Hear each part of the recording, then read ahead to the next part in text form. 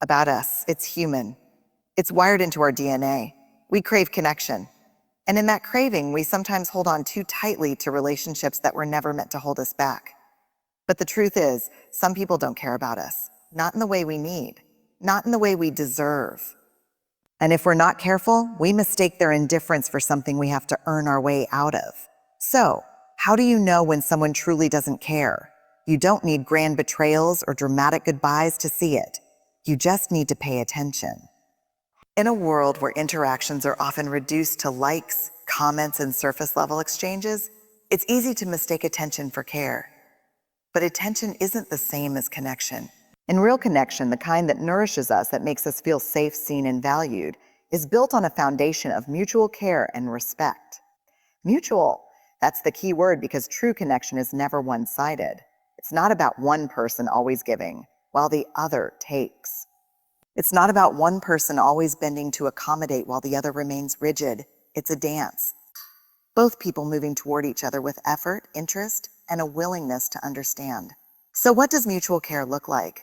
It's showing up even when it's inconvenient.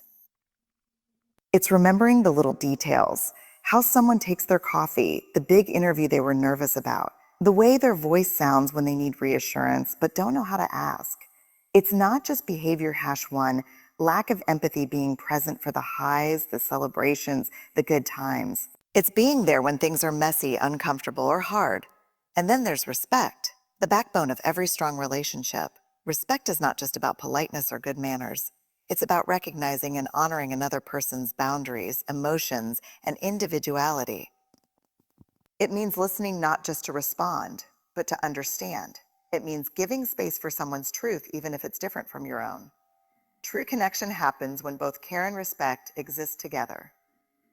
Care without respect can feel suffocating or controlling, as if love is being used as a tool for manipulation. Respect without care can feel cold and distant, as if you matter only when it's convenient. But when the two work hand in hand, there's balance, there's security. There's the kind of relationship, whether romantic, platonic, or familial, that makes you feel like you belong. If you've ever been in a dynamic where you were the only one trying, you know how exhausting it is. It wears you down. It makes you question your worth. But here's the truth: you should never have to chase care. You should never have to convince someone to respect you. The relationships that are meant for you will never make you feel like a burden for needing reciprocity. At the end of the day, true connection is not just about proximity or history. It's about effort. It's about two people choosing day after day to care for and respect each other, not out of obligation, but because they genuinely want to. That's the kind of connection worth holding on to. We spend so much time analyzing what people say to us. We replay conversations, dissect text messages, and search for hidden meanings in words that feel unclear. But often the most revealing truth isn't found in what someone says. It's found in what they don't say. Indifference speaks louder than words. When someone cares, you feel it. It's in the way they check in on you, in the way they make an effort to understand your emotions, in the way they remember the small details you behave your #2. Consistent disrespect never thought mattered. Care is active. It moves, and it reaches, it creates space for connection. But indifference is passive, it's a void. It's the absence of effort, the lack of acknowledgement, the quiet dismissal of your presence in someone's life. Silence is an answer. Lack of effort is an answer. Lack of effort is an answer. Apathy is an answer. We tell ourselves stories. They didn't mean it. They'll get better. Maybe I just need to be more patient. But potential is not a promise, and it's certainly not a pattern. The truth is, we don't need to decode people. We don't need to overanalyze or search for hidden meanings in their words. The answer is always in their consistent actions. When someone shows you who they are, believe them. It's a hard lesson, but an important one. People will always show you who they are. Your job is to believe them the first time, not when they finally run out of chances. Not when they hurt you one too many times. Not when you're exhausted from trying to justify their actions. Believe them when their actions don't match their words. Believe them when their patterns tell a different behavior #4, gaslighting your reality story than their promises. Believe them when they consistently show you that they don't respect, value, or prioritize you. Because at the end of the day, someone's real character isn't found in what they say they'll do. It's in what they actually do over and over again.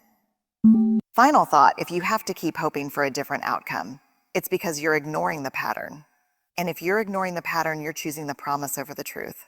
Stop listening to what people say. Start watching what they do, because patterns don't lie. We live in a world that often tricks us into believing that our worth is something external, something that can be measured by how much attention, love, or validation we receive from others. We look to relationships, friendships, and social approval to tell us how much we matter. But here's the truth. Your self-worth is not defined by how much someone else values you. It never was. It's easy to fall into the trap of measuring our worth through the eyes of others. When someone loves us, we feel valuable. When someone ignores us, we feel insignificant. When a friend chooses someone else over us, we feel replaceable. When a relationship ends, we wonder if we were not enough. But this kind of thinking gives other people power over something that should belong only to us. Why do we let others define our worth? From a young age, many of us are conditioned to believe that our value is tied to approval. As children, we learn that being good earns praise. In school, we're measured by grades.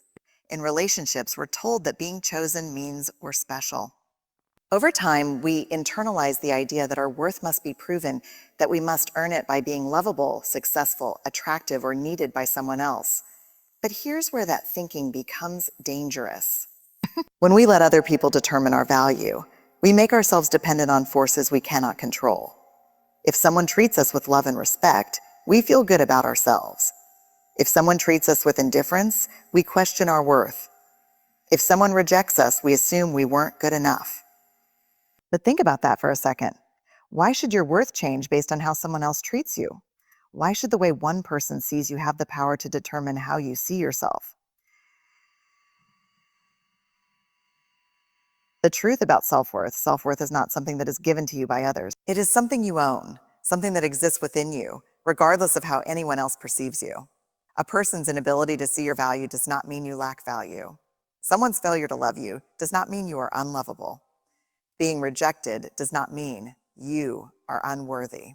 People's opinions are shaped by their own experiences, biases, and emotional capacities. Sometimes their inability to appreciate you has nothing to do with you and everything to do with where they are in life. Some people are incapable of valuing others in a healthy way, no matter how worthy those others are. So why should your self-worth be based on someone else's limited perception? Signs you are defining your worth by others. Behavior #5. Conditional kindness. If you've ever done any of the following, you might be allowing external validation to dictate your self-worth. Feeling unworthy when someone ignores you or doesn't reciprocate your feelings. Changing yourself to fit what you think others want. Staying in unhealthy relationships because you fear being alone.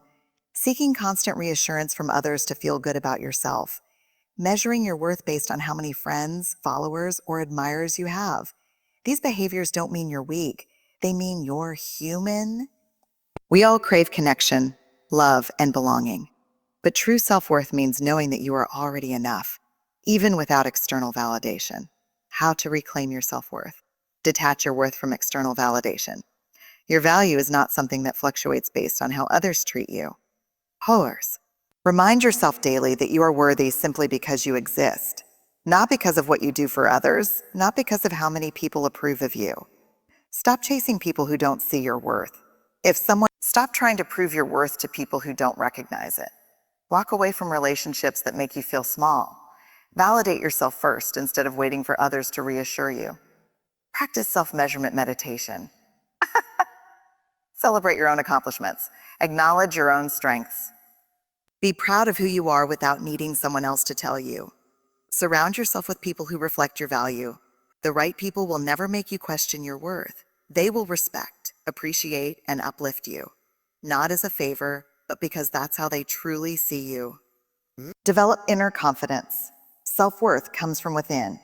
Spend time alone, invest in your growth, and do things that make you feel good about yourself. The more you build yourself up, the less you will seek validation from others. Final thought at the end of the day, self-worth is not something you ask for. It is something you claim. It is not something that increases when someone loves you, and it does not disappear when someone doesn't. You are not less worthy because someone failed to see your value. You are already enough. You always have been. And no one, not a friend, a partner, a boss, a family member, gets to define what was never theirs to decide. For far too long, many of us have been conditioned to believe that setting boundaries is selfish. We've been taught that saying no is rude, that prioritizing ourselves is inconsiderate, and that making others uncomfortable with our limits is something to feel guilty about. But here's the truth. Boundaries are not selfish. Boundaries are an act of self-respect. What are boundaries really? Really? Boundaries are not walls meant to shut people out.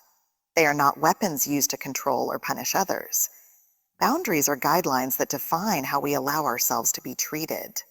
They protect our emotional behavior #6, avoiding accountability, well-being, our time, our energy, and our sense of self.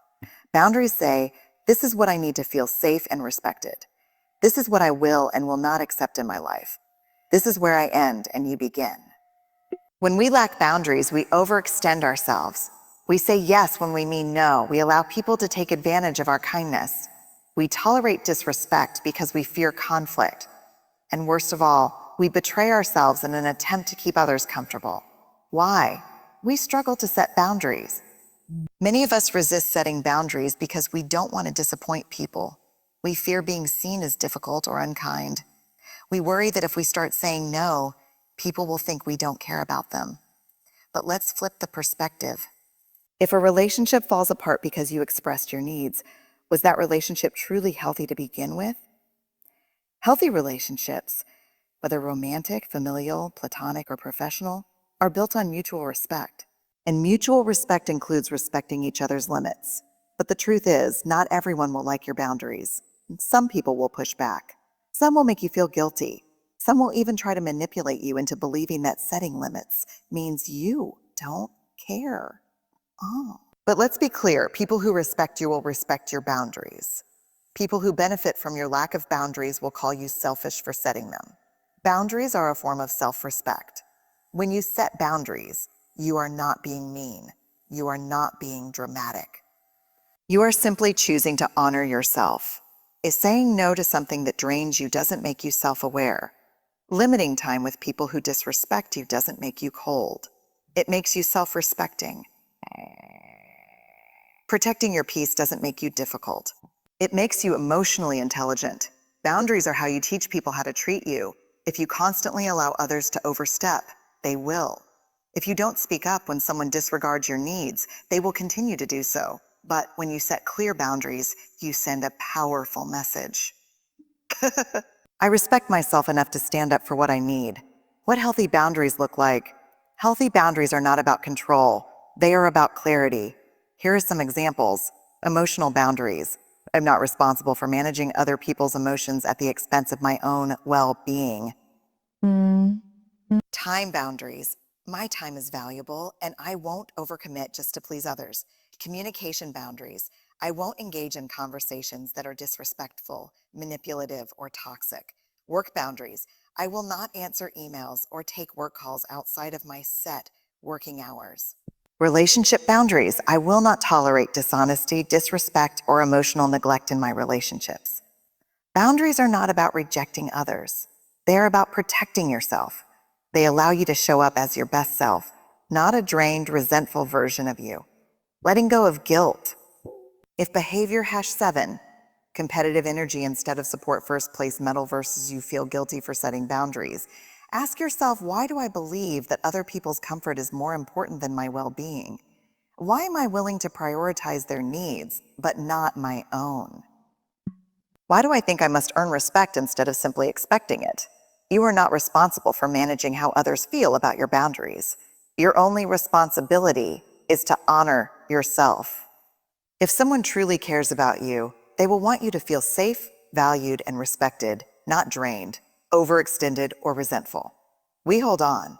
We hold on to people who drain us, to relationships that make us feel small, to friendships that no longer feel like home. We hold on because it's familiar, because we're afraid of what life will look like without them, because we convince ourselves that maybe, just maybe, things will get better. But here's what we don't realize in the moment. By clinging to the wrong people, we block ourselves from receiving the right ones. Why do we hold on? Why do we hold on? Letting go is hard, especially when we've invested time, love, and effort into a relationship. It's painful to walk away from people we once believed in, people we once shared dreams with, people who were once an important part of our story. We tell ourselves things like, maybe I'm overreacting. What if I never find anyone better? I've already put so much time into this relationship. What if I just try harder? It wasn't always this bad. Maybe things will go back to the way they were. But here's the truth. You cannot build a healthy, fulfilling life if you are constantly making space for people who are hurting you, draining you, or holding you back. When you hold on to the wrong people, you send yourself the message that you don't believe you deserve better. And when you don't believe you deserve better, you settle. You shrink. You tolerate less than you deserve because you're afraid to make room for more. The cost of holding on, keeping the wrong people in your life, comes at a price. It costs you your energy, your peace, your self-worth. It keeps you stuck in cycles of frustration, disappointment, and unmet expectations. It prevents you from fully stepping into the life you were meant to live. Think about it. Every moment spent chasing someone who won't meet you halfway is a moment stolen from someone who would. Every ounce of effort poured into a one-sided relationship is energy you could be investing in people who truly value you. The wrong people will make you question your worth, take more than they give, show up only when it's convenient for them, make you feel like you're hard to love, leave you emotionally exhausted. But the right people pour into you instead of just taking from you. They support you. They show up. They make you feel safe in their presence. They remind you simply by being who they are. That love and respect should never feel like something you have to earn. Letting go doesn't mean you don't care. One of the biggest misconceptions about letting go behavior #8, emotionally unavailable, is that it means you no longer care. That's not true. Letting go doesn't mean the memories weren't real. It doesn't mean you didn't love them. It doesn't mean you wish them harm. It simply means you are choosing yourself. You are choosing your peace, your growth, and your future over a connection that is no longer serving you. You can love someone and still recognize that they are not meant to stay in your life. You can appreciate the good times and still acknowledge that the relationship is no longer healthy. You can forgive and still walk away. Letting go is not an act of cruelty. It is an act of self-respect, making space for the right people. The beautiful thing about letting go is that it creates space. Space for relationships that are built on mutual respect and effort. Space for friendships that nourish your soul. Space for people who see you, value you, and meet you where you are. The right people will make you feel heard and understood. Support your growth instead of resenting it. Love you without conditions. Show up consistently, not just when they need something. Remind you what safe, healthy, genuine connection feels like. But you can't receive those connections if your life is too full of people who don't truly value you. The freedom of letting go. When you finally let go of the wrong people, something shifts. You feel lighter. You stop walking on eggshells. You stop trying so hard to prove your worth. You stop shrinking yourself to fit into spaces you've outgrown. And then one day, you look around and realize that your life is filled with people who reflect back to you the love, respect, and kindness you've always deserved. You don't lose when you let go of the wrong people. You gain the space for the right ones. At the heart of it all, true connection is built on mutual care and respect. The people who genuinely value you will never make you question your worth, nor will they require you to sacrifice your well-being just to keep them in your life. Indifference speaks louder than words. And when someone continuously disregards your needs, their actions are telling you everything you need to know. People reveal who they are through patterns, not promises. It is not what they say in moments of convenience, but how they consistently show up that defines the relationship. And no matter how much you pour into someone, your self-worth is never determined by their ability or inability to appreciate you. You are inherently valuable regardless of who recognizes it. Setting boundaries is not selfish. It is an act of self-respect. The people who truly belong in your life will honor them, while those who only take advantage of you will resist them. And though letting go is difficult, it is necessary. When you release the wrong people, you make space for the right ones. People who pour into you uplift you and remind you that love, respect, and kindness should never be something you have to beg for. At the end of the day, you deserve relationships that feel like home, not battles to be won. You deserve to be surrounded by people who see your worth without needing to be convinced. And the moment you stop Breen's final advice and self-worth message settling for less is the moment you start making room for what was meant for you all along.